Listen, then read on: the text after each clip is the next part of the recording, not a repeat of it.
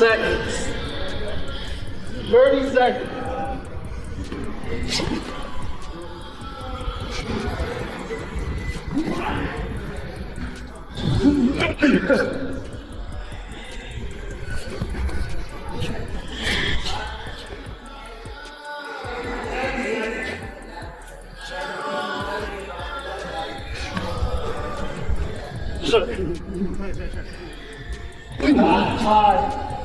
I got it.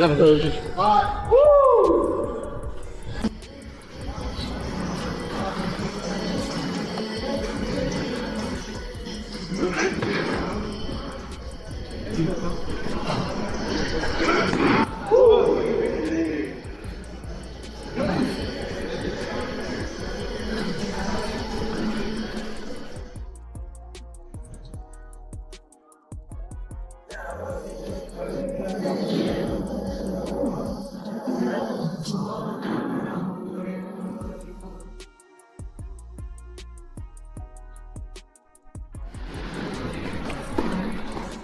Thirty seconds.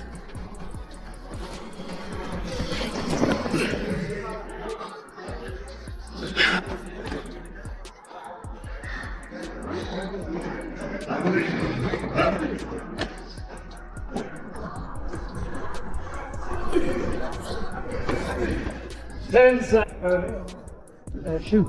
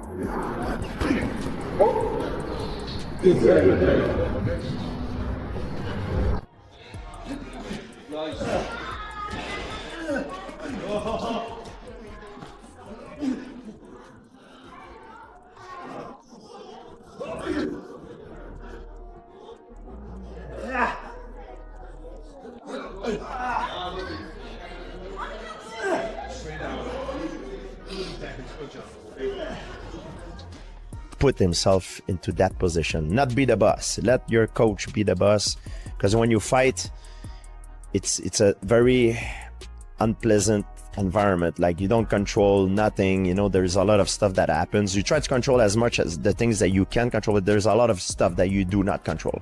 So you want to recreate that environment. But if you're trying to always control everything in your training the way you want, and not let your coaches do that for you to put you in hell, that's a problem, because it's not reality. Right. You need to prepare yourself for something that resembles as much as you can what you're gonna be put into. Gemini said,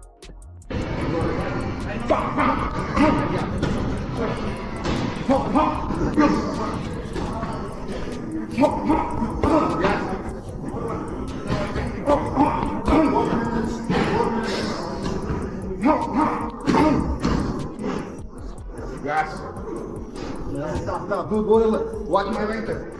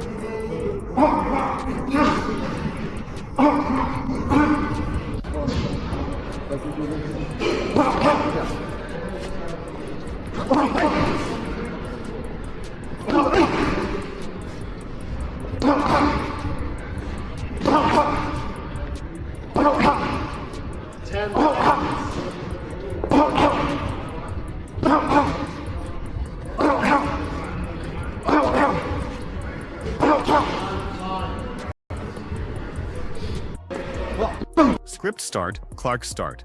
Yeah. So. Wah, bam. A sharp thud of gloves impacting mitts echoes across a Dublin training center, signaling a return fans have craved for half a decade. If you assumed the notorious Irishman was just dipping his toes back into mixed martial arts, recent training footage shatters that illusion. Dripping in sweat and locking a dead-eyed gaze with the lens, this figure channels the terrifying aura that paralyzed the featherweight division 10 years prior. The luxury-loving, spirit-selling tycoon dominating social media has vanished. In his place stands a ruthless hunter hyper-focused on a singular target, because when the cage seals shut at T-Mobile Arena on July 11th for UFC 329, the Pride of Ireland is hunting down Max Holloway. Throw right. Bam, bam, wah, bam. Yeah. Right hand. Bam, bam, bam, bam. So he goes, yeah, bam. Yeah, just this way. Yeah, because he gives you right. Boom, he goes, walking, bam, bam. Okay? Ah, you deliver. Yeah, feel it. That's because you see the point. You understand me? Yeah, I just see the body. Boom. That's why I want more open to the body. Wah, bam, wah, bam. Very good. Wah, bam, wah, bam. Wah, bam, wah, bam. Yeah, watch that elbow. Wah, bam, wah, bam. You think Conor wins? Absolutely. It's not an easy fight. Max is very good at what he does. He's obviously been in there against the best guys in the world repeatedly over and over and over again. But whilst Conor's been inactive, the hunger will start to thrive in his mind and in his skull. And at 170 pounds, I think this fight's very, very interesting. I think it's very interesting. Conor's going to have the knockout power. Max and trying to get into his head, doing the whole thing about how he's his son, etc., etc., etc. Do you truly believe he thinks he's the same fighter that he beat? I think he thinks it. I think he's wrong. But like, do you actually think he believes that? Come on, like, yeah, he's not Conor an idiot. McGregor is a deeply delusional person, and you know, like, we don't have to go down this particular side of this road too far, but like, of the things that I think he doesn't believe that he's saying in that interview, I'm much more inclined to believe that he is pretending when he's talking about, I no longer care about the material things in life, and this doesn't matter to me. I am a man of faith, and I'm not going to talk numbers because that doesn't mean anything to me. If we're picking like an order of things that I think are bullshit, I think that one's much more transparent bullshit than Conor McGregor, notorious weirdo, believes that his opponent is beneath him. That rings incredible. Countless critics had already hammered the final nail into this athletic revival long before a date was booked. Detractors argued his competitive inferno died the moment his tibia fractured against Dustin Poirier back in 2021. Following half a decade in the shadows, armed with immense wealth and global notoriety, skeptics insisted his primal drive could never endure such lavish comforts. Yet, the newly surfaced gym clips completely obliterate that lazy narrative. His footwork dances with effortless grace, his strikes land with mathematical precision, and the devastating knockout force that crowned him a double champ appears completely intact, perhaps even more vicious. He isn't merely touching the focus mitts, he is trying to obliterate them entirely. No matter if you buy into the hype or remain utterly cynical, the Hawaiian contender better remain heavily guarded. Again, they picked that. Oh, they picked that. All right. Oh yeah, they picked it. It just became Max. They didn't like the way the shape of the other belt went. There was a lot of The BMF. yeah. Well, you know. Was Oliveira discussed at any point? No. Diaz? No. It just felt. The only one that was there was Holloway. Really? It just landed on Praches? Holloway. What was the story with Praches? Praches, they worked. Praches, that how you pronounce that? Yeah, that's the Brazilian. Listen, they said to me about him. I said, yeah, no problem. Send the contract. So I'm saying, yeah, for about 2 weeks. Where's the fucking contract? No contract came. Do you know what it was? They wanted me back down at 155 pounds. Okay. So I think they were trying to throw names at me to say, well, I said, yes, no problem. So your man went 5 rounds with Gary. I've seen the fight. Little southpaw, little whippy southpaw.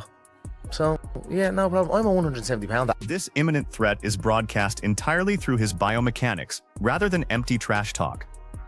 The viral clips highlight a warrior obsessively rehearsing one specific outcome, the brutal stoppage.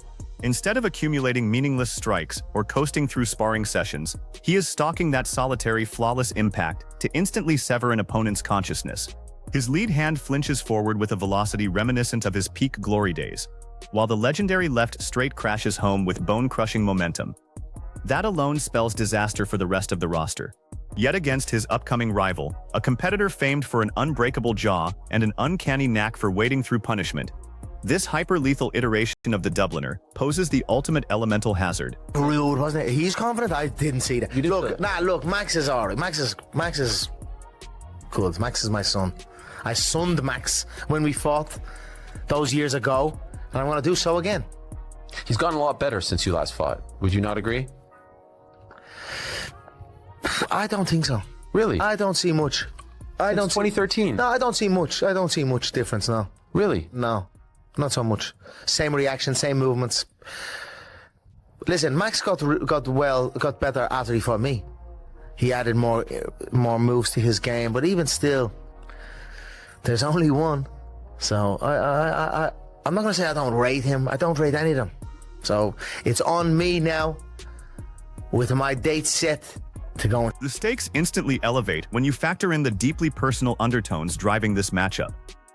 For a long time, his opponent has reigned as arguably the most universally adored character in combat sports.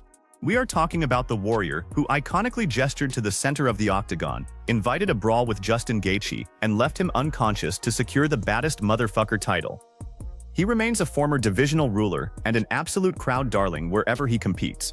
However, an essential layer to this narrative is that the fan favorite enters the arena rebounding from a tough unanimous defeat against Charles Oliveira earlier this calendar year, meaning he carries his own massive chip on his shoulder. Meanwhile, the rhetoric echoing from the Irish camp suggests their fighter views this beloved icon merely as a temporary tenant occupying a kingdom he firmly believes he never surrendered. Do not expect a dignified tactical showcase between polite veterans. The atmosphere is undeniably sinister, heavily suggesting a desire not just to secure a victory, but to historically become the sole individual to completely extinguish his opponent's consciousness. Press conference in front of you. Like, Conor doesn't run from the fact that he could be a wild man. I mean, I'll just share with you, nobody in the history of the world has used cocaine. Something that can kill you, something that can imprison you, but didn't take a drug that could help you. Right? Nobody, ever. I remember when Jones got hit with this. I remember talking to Rashad about it. Jones got hit with cocaine. I said, Rashad, he's on steroids. Rashad said, man, I don't think so. You know, how can you say that about John? I said, Rashad, he got caught taking an illegal substance that could have overdosed him. Why would he not take something that would help him? And I remember Rashad going like, We must also acknowledge the extensive, deeply rooted history linking these two gladiators all the way back to their initial clash in 2013. Back then, they were a pair of unpolished, starving prospects clawing toward the summit. The Irishman secured a definitive victory on the scorecards that evening, famously surviving the concluding minutes on a single functional limb after shredding his knee ligaments. He has proudly paraded that gritty triumph for 13 years, yet we must confront reality. The kid he bested over a decade ago bears zero resemblance to the lethal entity standing in his path now. Today's iteration is a battle-hardened conqueror, a prior title holder, and undoubtedly one of the most technically terrifying kickboxers the promotion has ever rostered. The Dublin native intimately understands this evolution, which perfectly explains why his current preparation environment feels shockingly austere. You will find no roaring supercars, no whiskey promotions, and no theatrical media scrums. The atmosphere contains nothing but grueling, agonizing repetitions, meticulously forged into a weapon of absolute destruction. Do that with Conor because as an athlete, you would rather be branded a drunk, or you would rather be branded a cocaine user than you would want to be said that somebody tried to cheat the sport. That is a huge insult that somebody that did not do that would not want attached to them, and frankly, when it deserved to. And performance-enhancing drug has always been a tough one for me. I got asked about that in front of a commission. Sheila, have you ever taken a performance-enhancing drug? And under oath, I told the commission, I have never taken anything in my life. Beyond the stand-up arts, the most gripping revelation from these updates is the intense focus on grappling mechanics. The returning superstar has heavily invested his schedule alongside elite collegiate wrestlers and seasoned submission specialists, absolutely determined to erase any one-dimensional labels. Astonishing footage reveals him effortlessly tossing a substantially heavier sparring partner onto the mats before mercilessly unleashing a barrage of suffocating strikes from top position. Thanks to extensive physical rehabilitation, he packs significant new muscle mass, weaponizing every pound to exhaust adversaries inside the clinch and drag them into deep waters. The underlying threat broadcasted across the Atlantic is terrifyingly straightforward. Sanctuary does not exist. Whether striking at distance, wrestling against the chain link, or fighting off the canvas, the Irish icon vows to impose a suffocating, overwhelming physicality that his opponent has scarcely encountered throughout his monumental run. Absolutely. It's not an easy fight. Max is very good at what he does. He's obviously been in there against the best guys in the world repeatedly over and over and over again. But whilst Conor's been inactive, the hunger will start to thrive in his mind and in his skull. And at 170 pounds, I think this fight's very, very interesting. I think it's very interesting. Conor's going to have the knockout power. Insiders orbiting the gym whisper about a borderline unhealthy obsession with manifesting the flawless knockout. Word on the street is he consumes recent footage of his upcoming foe with microscopic intensity, obsessively analyzing the exact milliseconds his target shifts weight or momentarily drops that legendary high guard. Furthermore, the specialized neurological drills being executed highlight a dramatic evolution compared to the lackluster preparation preceding his previous octagon appearances. His spatial awareness is being honed to absolute perfection. According to his trusted confidants, the ultimate goal is to force his rival into a state of utter confusion, swinging desperately at phantoms. He plans to remain perpetually out of reach, only to counter with the catastrophic impact of a head-on collision the very second his adversary attempts to bridge the gap. Naturally, the cerebral warfare commenced months ago, featuring his trademark strategy of publishing enigmatic insults before swiftly scrubbing them from the internet, keeping everyone thoroughly off balance. Yet, the raw sparring footage serves as the most potent mental artillery in his arsenal. By deliberately showcasing a physique radiating such intimidating dominance and razor-sharp focus, he effectively compels the opposition to scramble and completely reconstruct their tactical approach long before weight cutting begins. Historically, his opponent thrives by setting a suffocating tempo, burying challengers beneath an avalanche of combinations and shattering their spirits during the final 10 minutes. However, the puzzle becomes infinitely more complex when tasked with breaking a revitalized titan who currently resembles a chiseled statue while darting around the cage with blinding quickness. That creeping seed of insecurity is precisely what the former double champion intends to cultivate in his rival's psyche. Script and end. Direct your attention closely to the very appendage that catastrophically folded in half during primetime broadcasting in front of millions. Countless medical pundits and casual viewers alike assumed his devastating kicking game was permanently extinguished without any hope of return. In stark contrast, unedited tape captures him launching ferocious low sweeps and high arcs possessing far more venom and snap than his early 20s. A sickening audible whip echoes through the room upon impact, forcing heads to turn. This surpasses mere physical therapy. It signifies a radical foundational overhaul of his striking architecture, sparking rumors that the surgically implanted titanium rod now acts as a blunt force instrument. The bold theory emerging suggests a single heavy connection could permanently alter the bout's trajectory. While admittedly an audacious claim, the severe hematomas displayed by his bruised training partners who limp out of the facility make it incredibly difficult to ignore. Additionally, the gym's aura radiates a chilling militant severity unseen in previous eras of his career.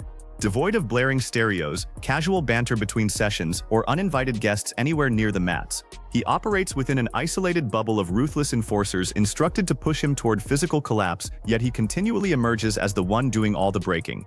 This monastic dedication originally catapulted him to international superstardom, and its terrifying resurgence is sending genuine shockwaves across the promotion. A particularly astonishing exercise making the rounds features him blindfolded, slipping combinations entirely based on atmospheric disruption and audio cues of incoming leather. Undertaking such extreme neurological conditioning proves this endeavor extends far beyond banking another massive paycheck. It represents a calculated effort to systematically delete every variable ahead of a career-defining war. Here lies a monumental statistic that outweighs any promotional banter. The legendary Hawaiian has never suffered a singular knockdown inside the octagon. Shattering that mythical durability appears to be the Irishman's primary obsession, heavily drilling bizarre striking trajectories designed to circumvent the tightest defenses and bypass the famous guard completely. The underlying warning suggests that flawless defensive streak is operating on borrowed time. Simultaneously, the physical metrics present a colossal subplot, as the returning superstar exhibits shocking mass while retaining his lightweight agility, effectively synthesizing lower-class velocity with brutal welterweight destruction. Considering this marks his opponent's inaugural voyage up to the 170-pound limit after a lifetime at smaller classes, the sheer physical disparities during close-quarter grappling exchanges will prove exhausting. Skeptics predictably dismiss these highlight reels as standard promotional propaganda, yet the undeniable visceral ferocity of his movement commands respect. He anchors his reconstructed limb into the canvas without a shred of hesitation, rotating with absolute, unadulterated violence that only occurs when the mind completely trusts a healed body.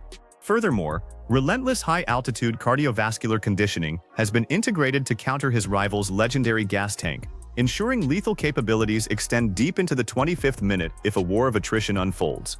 His infamous left straight routinely detonates against agile targets with terrifying accuracy, guaranteeing that any incoming attacks from his famously hittable rival are severely punished. Social media algorithms are completely overwhelmed, with professional peers reluctantly admitting his deadly rhythm has officially returned. The theatrical jester has been replaced by a silent, brooding stoic, who endlessly visualizes triumph against a blank wall, silently rehearsing a definitive conclusion.